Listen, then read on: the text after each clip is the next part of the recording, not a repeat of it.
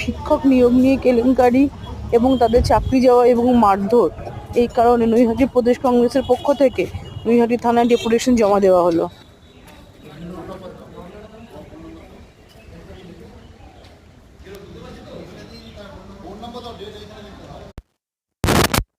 মূলত আজকে নৈহাটি থানার সামনে আমাদের নৈহাটি শহর কংগ্রেস এক কমিটি এবং নৈহাটি শহর কংগ্রেস 2 কমিটির পক্ষ থেকে আজকে আমরা প্রদেশ কংগ্রেস সভাপতি শুভঙ্কর সরকারের নির্দেশ এবং জেলা কংগ্রেসের সভাপতি তাপস মজুমদারের নির্দেশ মতো আমরা আজকের এই কর্মসূচি, এটা সারা পশ্চিমবাংলা জুড়েই আজকে 10টা থেকে 12টা থানা অভিযানের ডাক দেওয়া হয়েছে দলের পক্ষ থেকে।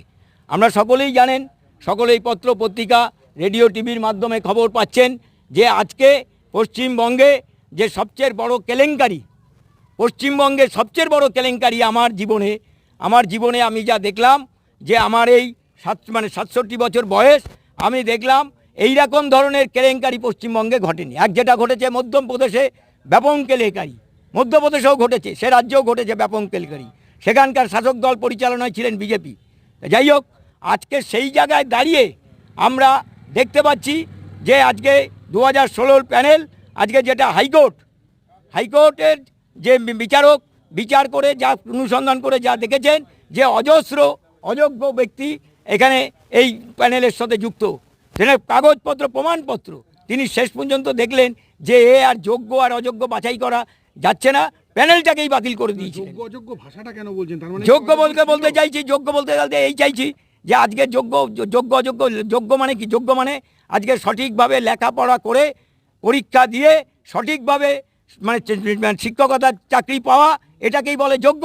আর যার সঠিক শিক্ষাগত যোগ্যতা নেই, যে খাতা কলম লিখতে পারে না, সাদা পাতা জমা দেয়, হ্যাঁ, সেখানে টাকার বিনিময়ে, বলতে হবে টাকার বিনিময়ই হয়েছে। আপনাদের দাবিটা কি আছে? আমাদের দাবি প্রথম কথা হচ্ছে, যারা যোগ্য আছে তাদেরকে মাননীয় সুপ্রিম কোর্ট বলুন বা আজকে রাজ্য সরকার বলুন, এসএসসি বলুন, সমস্তকে দায়িত্ব নিয়ে এটাকে অবিলম্বে তাদের যোগ্যদের স্কুলে চাকরি ফেরোতে হবে এবং অযোগ্য যারা আছে, যারা এই দুর্নীতির সাথে যুক্ত, তাদেরকে শাস্তি দিতে হবে, ব্যবস্থা করতে হবে। সরকারি টাকা গেছে, পাশাপাশি যারা আজকে এই দুর্নীতির সাথে যুক্ত হয়েছেন, আজকে প্রমাণিত হয়ে যাচ্ছে এসএসসিটা কে তৈরি করে।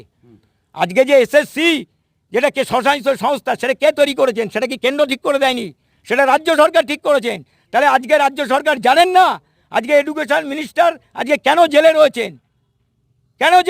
আজকে এডুকেশন মিনিস্টার? তাহলে আজকে তা নাকি জানেন না? তাহলে আমার কথা হচ্ছে এর